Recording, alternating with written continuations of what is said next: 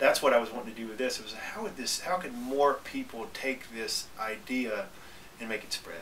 So in order to learn more about it, I had to explore it a little bit. So we did some research recently. Me and a good friend of mine, Rondell, who is helping me with the project some, I came up with some ideas. And first I thought I want to do a book about this and write about anonymous acts of kindness that have the ability to shift somebody's day. And then I thought about it in terms of touch point. Wouldn't it be neat if you could do something simple, an act of kindness that would touch 3 people every time you did it? And that takes a little more thought, but it was like, how do you touch? It touches me, it touches the person that's giving the gift, and then it touches the person that's receiving the gift. And then you could measure that on out, because that person might go home and be nice to his wife, or be nice to his family, or show up at work in a different way. But the idea was it's 3 touch points, and I tried it several different ways, and I wrote stories about each of them. One was called The Server's Gift, which is what I just explained.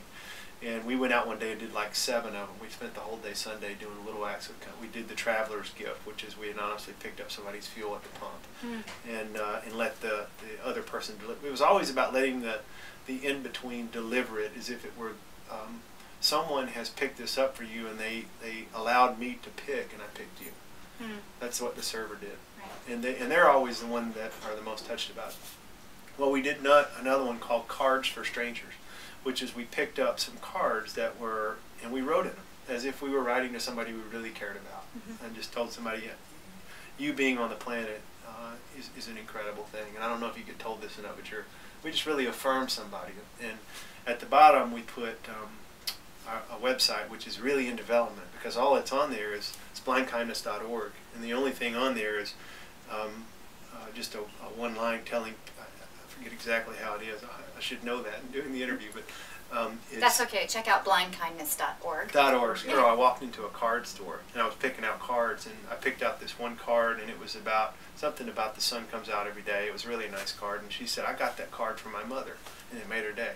And I said, where does your mom live? But it's opened up this dialogue, and her mom didn't live there, and she was in college, and she missed her mom, and she just talked about how that card impacted her mom, and her mom deserves that. She was, and so I left and went around the block and wrote a nice card, and came back and gave that card to her, the card that she'd given her mother. And at the bottom, and I just walked in and handed it to her and walked out in the envelope. I don't know how but she did. So, and at the bottom I put blindkindness.org, paying it forward 1 person at a time. And then people are now, so we're trying to put that on the bottom of some of these acts, and people are now writing stories about it. It's spreading. I mean, it's kind of organic, and it's small right now, but it's such an easy thing to do.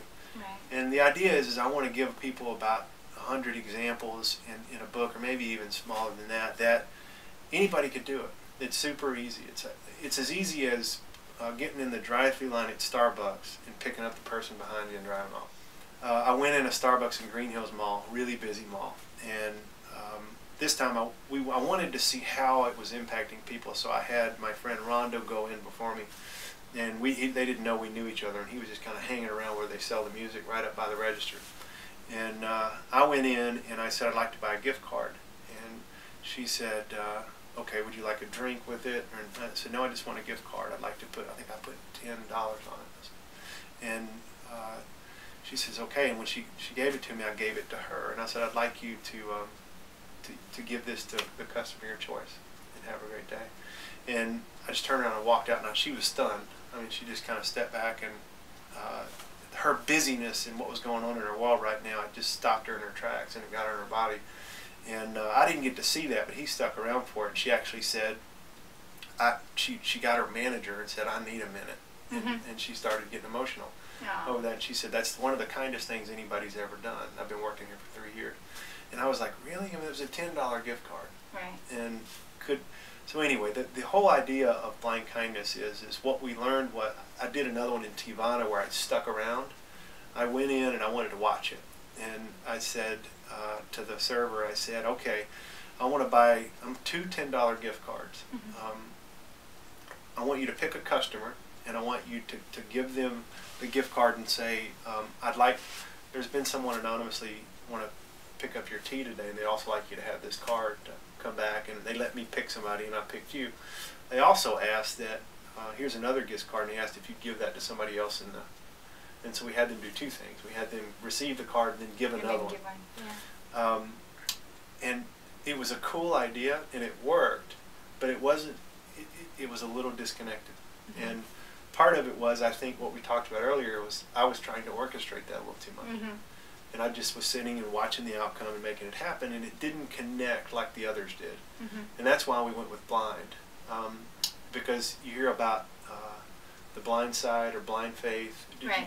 The movie Blind Side came out, and we learned a heck of a lot in that movie about an unknown position in football, Mm-hmm. which is this left tackle Mm-hmm. that for years got paid the league minimum. Nobody knew who they were. And all of a sudden it becomes the highest paid position on the field because they're the person that protects the quarterback's blind side. You know, and anyway, out of that, I realized that a key to this is often to be anonymous with it. You don't necessarily get to see the outcome, you just get to experience the moment and then Mm-hmm. let the moment continue to reflect. So we called it Blind Kindness. That's great though, because that lets go of attachment, Mm-hmm. which is an important thing. I think we are all way too attached to things we think are supposed to happen or ways somebody's supposed to respond. So the idea of just taking that really good feeling and moving away from it and allowing it to play out is really wonderful, because we can take the most positive experience from that. It's different because it's not about solving problems, Mm-hmm. which is what we feel most service work or spiritual work should be connected to. Mm-hmm. It's in a way it's preventative because it's about shifting perspectives, because we don't know if the person getting the gift card is a multimillionaire or Right. is minimum wage. Right. It's not about whether they need the $10 gift card. It's about a shift in perspective for 2 degrees. And when I say prevention, I think that little thing that happened to me at breakfast that day changed my whole day. And I've had it happen a few times since. It's strange. And it's something about when you're consciously walking around looking for kind things to do, you see a lot more Mm-hmm. of the planet. You see Mm-hmm. a lot more of the people. Mm-hmm. And you see a lot more of that, the kindness and the good and the love, because that's what you're functioning in. And I thought it'd be hard to find opportunities. I was like, we're really going to have to get creative to come up with all these ideas, but they just come. If you're looking for them, they're there. There's somebody that needs help putting a stroller in a car. There's somebody on an airplane that needs to swap seats to sit by their kid. There's all these little things that you can do that, and I think I was overthinking it. And I still think the big world peace work that we do is important, trying to get clean water in Africa. I mean, there's a number of causes, but in our own backyard, I think we spend so much of our time disconnectedly walking into the world's problems that we lose our conscious impact here. Mm-hmm. And it's proven. I mean, in politics and finance and all the other areas that our country's struggling with, it's like how do you bring back our country to a conscious place into center? And I'm not claiming to. I don't think Blind Kindness is going to do that, and I don't really want to do that. I just want to. If I can change somebody's day, it might keep them from going and doing something that would impact a few people in a negative way. Right. Well, and you don't know what blind kindness could do.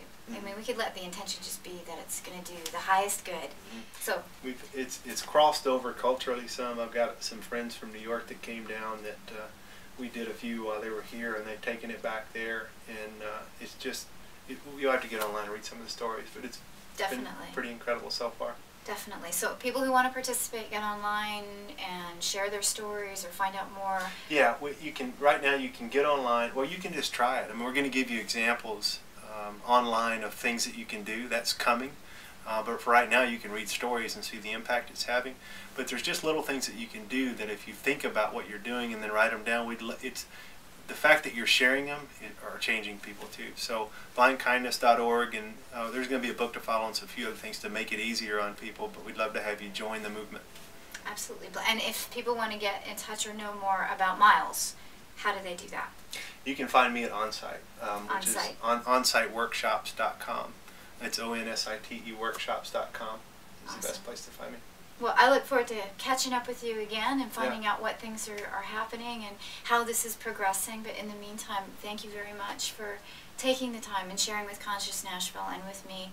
I've really appreciated it. You got it. Thanks Thanks. for being